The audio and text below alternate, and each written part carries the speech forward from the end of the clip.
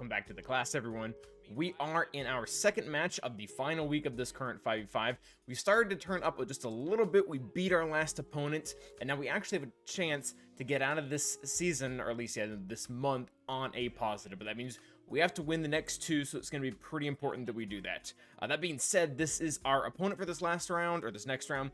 He looks to be on par with our roster, really. There are some places where we're different, but it kind of evens out. Like, he has Ray, but this is really weird. The dude doesn't have Malgus. This is the first opponent that I've fought since Malgus has really come out that doesn't have him. So we're going to actually be facing a Vampire team on defense without it. But I mean, we have the same amount of Omicrons. Like I said, he has Ray. He does have a small advantage in relics. He has 68, and we do have a small advantage in mods as well. We have about 40 more plus 20s. So in different places, yes, but at the same time, we have a pretty equal roster to this opponent. So going into the actual match here, I don't think if you start attacking, his attack patterns are honestly really weird. He's attacked it every like 8 hours before, so I don't know what this guy's sleep schedule is like, but that's really his business.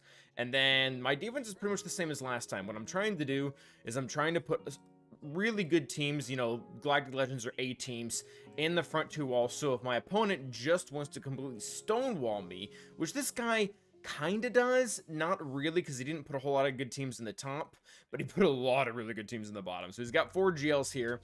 I don't know, but I think we can off meta 2 of these. We'll actually get into the battle to see which ones, but I think we do have a real shot there. And then up top, these teams are not going to be very hard. I think the BAM, there's a level 9 BAM Datacron one that could actually be a little bit of an issue, because I don't think it's the damage immunity. Oh, it is. Oh, awesome. Actually, no, that's going to be really easy, because we can just gun BAM down immediately. He'll go into birds, and then we'll just kill him. Okay. So yeah, this should go well. It's all going to come down to those Galactic Legends counters. So let's find out how they go. And here we go. So we're going to start off with JML versus JMK. Should be the simplest battle to get us started on this bottom wall before we have to pull all of our weird off-meta counters. We go first within the ability block on almost everyone. We don't land it on Padme, but she typically doesn't opt to use her cleanse first, so we just kind of go ahead and focus down on Ahsoka. If we can kill Ahsoka very quickly, or rather Cat, then we don't have to worry about anything. So we're calling in all the Jedi that have reposts. We start with JML. I believe we call in Shock here next, just trying to focus her down. We do want to be careful, though. If we trigger Sacrifice on her now, the ability block goes away. She swaps back over to JMK. JMK gets rid of the ability block. He cleanses someone, and then maybe R2 can go around. So we actually throw our hits about a little bit differently. I end up regretting this, though, because the team has... This is ridiculous.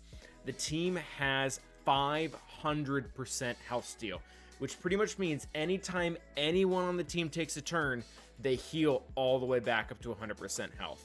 And as you can see, this is already not going well. In fact, I think maybe instead of the whole team stun, I probably should have just triggered things on Cat. I'm not sure if that was the right move. Can't go after Cat now because she's got damage moves, so that's annoying. We just go ahead and cleanse Jolie so we don't lose out on a turn there. R2 gets just uses basic. They do nuke our shock. Maybe should revive, but I just want to kill Cat. That's all I want to do. But again, like I said, every single time they take a turn, Cat just goes right back up to 100% health again. It's happened 3 times now. This is quite honestly very annoying. We go ahead and cleanse Jolie that way. Go ahead and health equalize to get Giant Luke back up. They keep stunning him. It's not really ideal.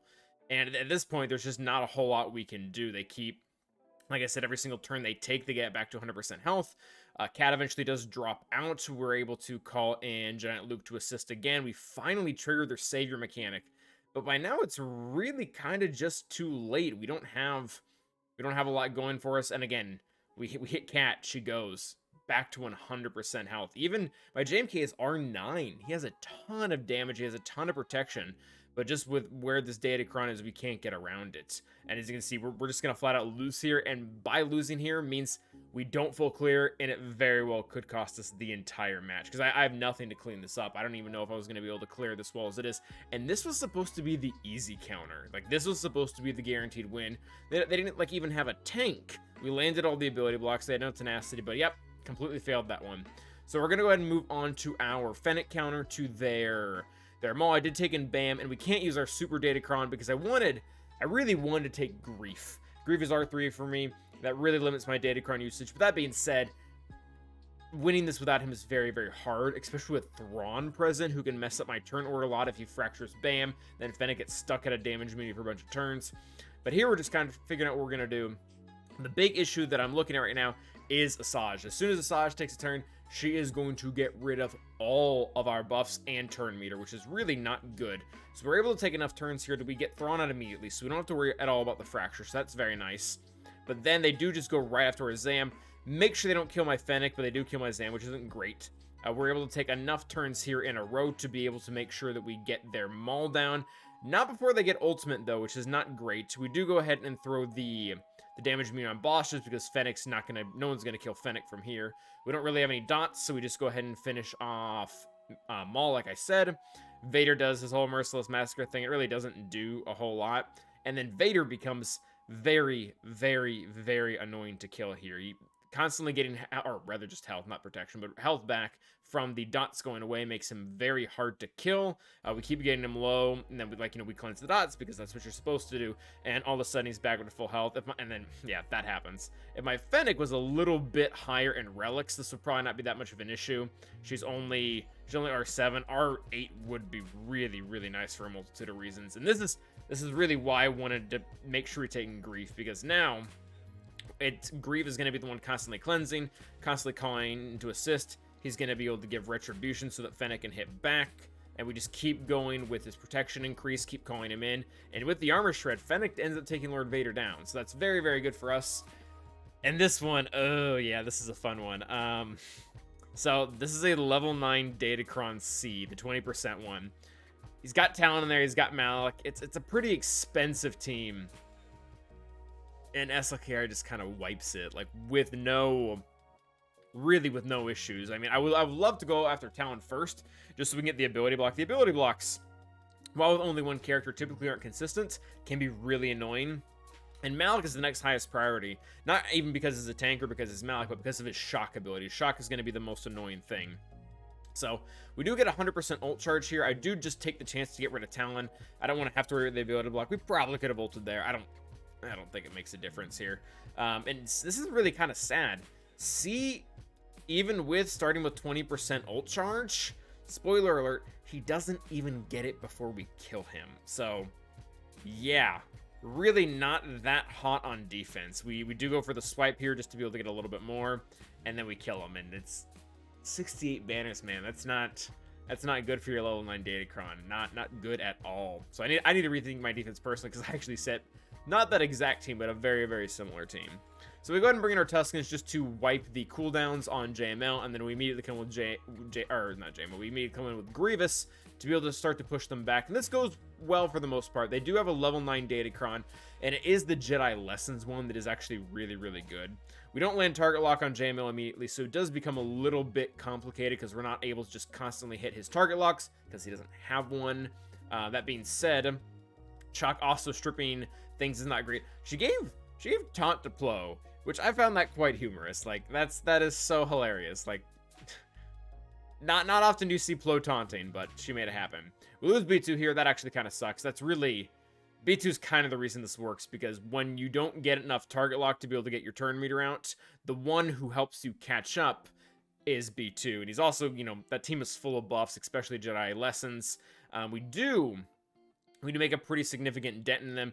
Although, however, like the JMK team, this Jedi Master Luke team also has a ton of health steal. Not quite 500% like the JMK team had, but I believe they have somewhere in the ballpark of 300%. So yeah, JML, when he gets his turn here, he's going to go from being very, very low in health and protection. He's going to cleanse the healing immunity, and then I believe it's pretty much the next attack he gets. We almost have him dead, and then he gets one hit on a basic all the way back up to full health. Very, very annoying. We go with the AoE here just so that we can maybe get a hit on Shock, because if we can get this down, just to Jedi Master Luke, or even just the two of them, this is going to be fairly easy to clean up. There's not a whole lot Jedi Master Luke can do once you start killing all the sides. So we do lose with JML here. It's kind of fine though. Like we'll definitely be able to clean that up. The much larger issue was losing to JMK. The Degan Sealos versus BAM, there was really no reason to not to. The BAM also had a level 9 Datacron, but it was the cooldown decrease one. Didn't really make a difference. We were able to get rid of him immediately. We killed Dash. And then I'm fairly certain, actually, this team just doesn't get a single turn. It's quite pitiful. We do go ahead and make sure I'm blind. That way, in case Dengar gets a turn, it doesn't actually do anything. It doesn't strip all my banners. Oh, Armor did get a turn. My bad. That being said, that was the only turn they get because Dengar just dies. So really easy win there. Now we get to use Wampa versus Drevan. I don't like this split, by the way, so I guess no real shade to my opponent, but don't split your Sith the way he did.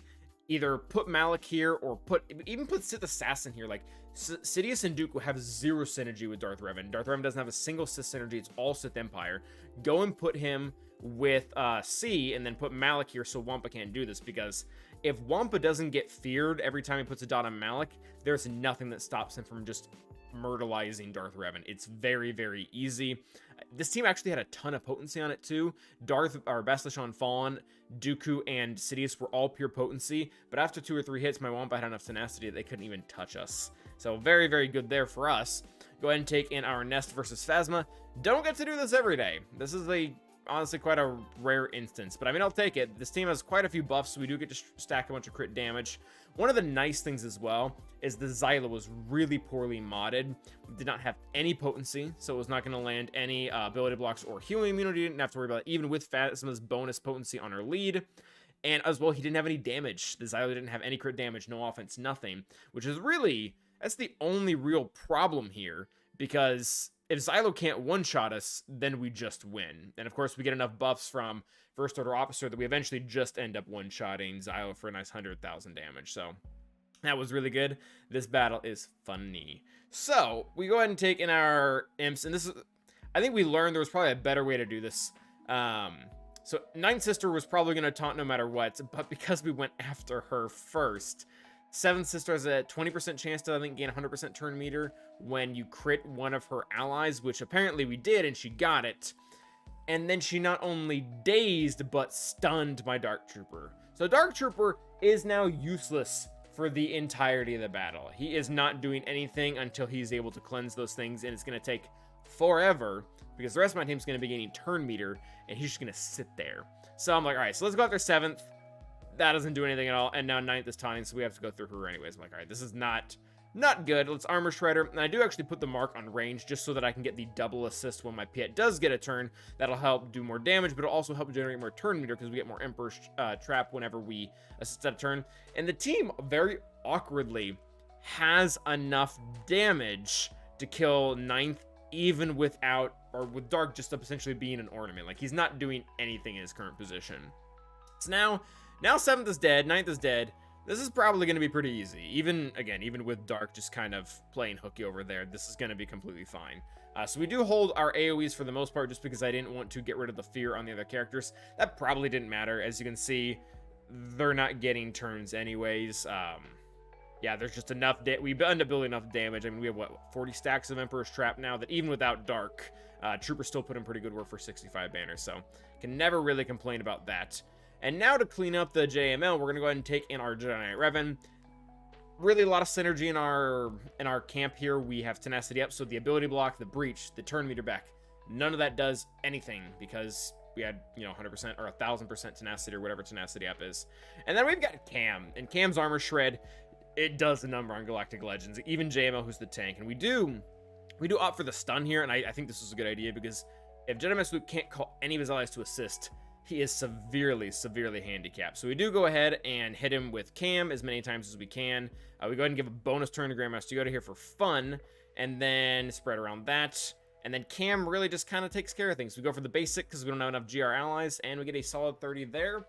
Ground is done for the most part. We can't clear all of it, which is a really big bummer, considering I really thought we had all the tools to do it, but it is what it is. So we're going to go ahead and tackle Fleet now.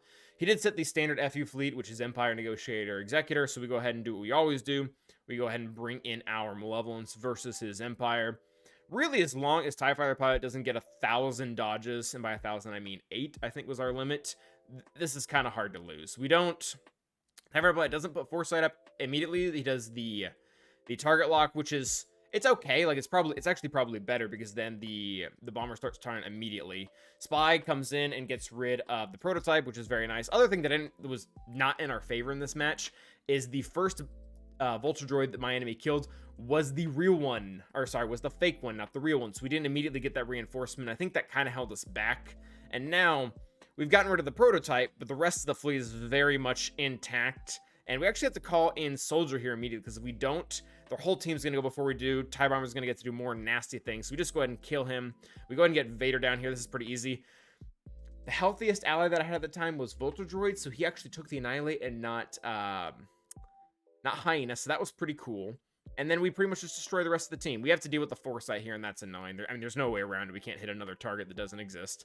They bring in the Bomber, and he's okay. Like, he does some things.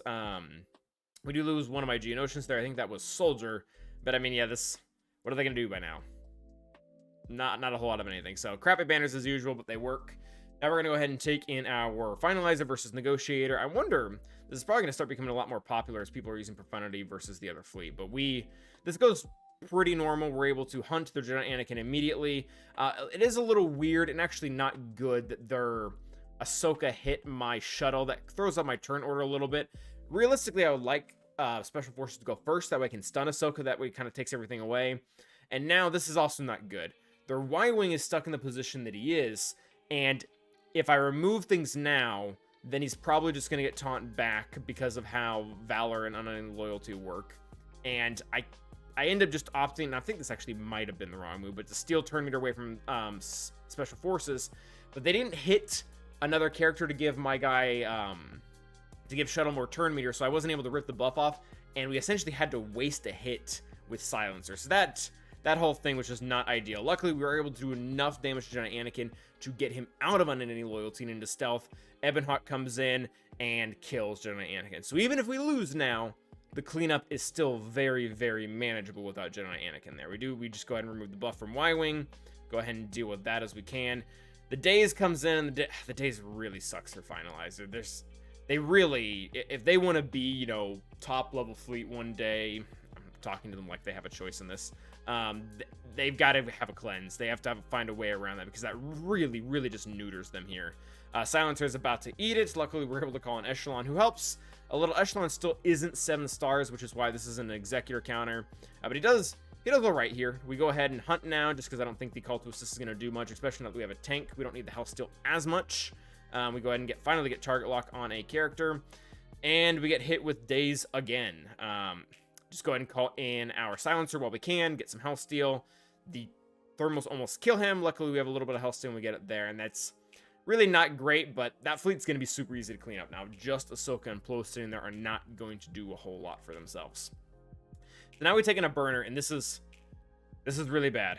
I've been getting used to using Mace as a burner, and it works out so that Xanadu Blood still has 100% turn meter. So when we come in with Rebels, he focuses down Millennium Falcon, and they kill Millennium Falcon. So we just now don't clear fleet.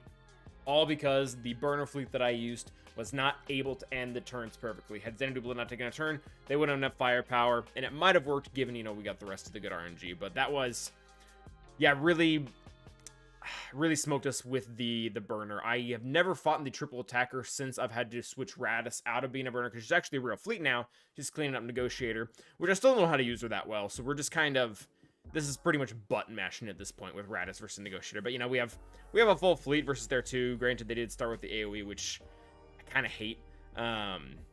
We've learned a little bit about it. Like, we're supposed to spin first. I don't know if that was the right move at all. Get some decent damage here on Plo. I really do like the starting lineup, though, at least when fighting it, when it's on defense. This lineup is a lot harder to deal with. Ahsoka gets the dodge, so that's annoying. I think we used the Dispel at the right time, and then we get her down.